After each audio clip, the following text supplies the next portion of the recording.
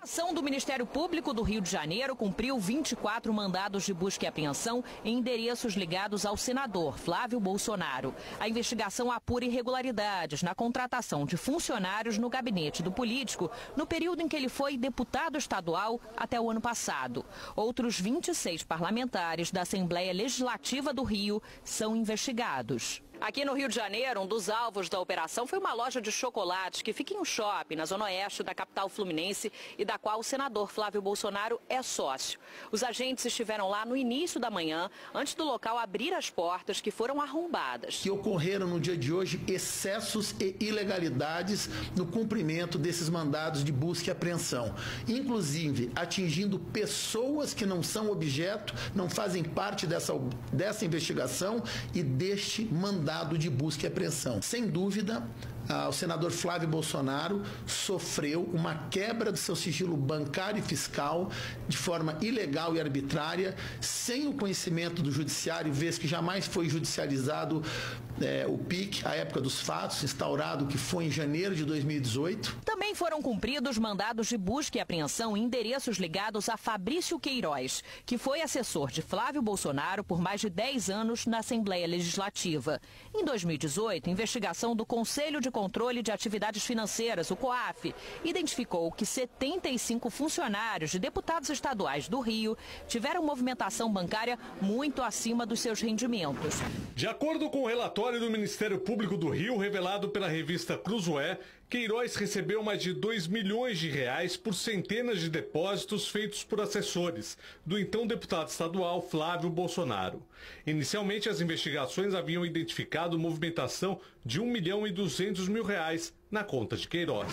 A suspeita é de que ele participava de um esquema conhecido como rachadinha, que é a prática de funcionários devolverem parte dos salários para os parlamentares. Nesta quarta-feira, agentes estiveram na casa do ex-assessor e da filha dele, na zona oeste do Rio, e levaram documentos e telefones celulares. A defesa de Queiroz afirmou que causa estranheza o fato de as medidas cautelares serem cumpridas quase 2 anos depois do início da investigação. Não me parece que faça algum sentido uma medida de urgência com busca e apreensão de documentos 2 anos depois de investigar, né? Qualquer pessoa, por mais leiga que seja, vai ver que isso realmente não faz sentido algum. Agentes também estiveram nas casas de parentes da ex-mulher do presidente Jair Bolsonaro, Ana Cristina Siqueira Vale, que trabalharam no gabinete do senador Flávio Bolsonaro enquanto ele era deputado. Em Resende, no sul fluminense, foram cumpridos 9 mandados de busca e apreensão. A investigação chegou a ser suspensa por decisão do presidente do STF, Dias Toffoli,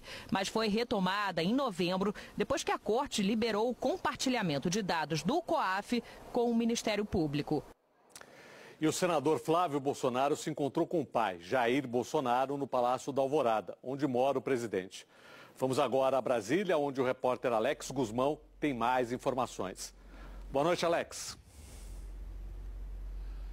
Boa noite, Sérgio. A decisão do senador Flávio Bolsonaro é de não se manifestar sobre as operações do Ministério Público, pelo menos por enquanto. No fim da tarde, o senador foi até o Palácio da Alvorada para um encontro com o pai, Jair Bolsonaro. O presidente evitou o contato com jornalistas ao longo desta quarta-feira e, dessa forma, não fez nenhum comentário sobre o caso. Bolsonaro chegou a participar de 2 eventos públicos, um deles no Palácio do Planalto, mas não discursou. À noite, a revista Cruzoé divulgou a informação de que uma ex-assessora de Flávio na Assembleia do Rio de Janeiro, Daniele Mendonça da Costa, teria admitido que sabia da origem ilícita do dinheiro que recebia todo mês e que esse tipo de situação a incomodava. Segundo o Ministério Público do Rio, que quebrou os sigilos bancários dos investigados, Daniele repassou R$150 mil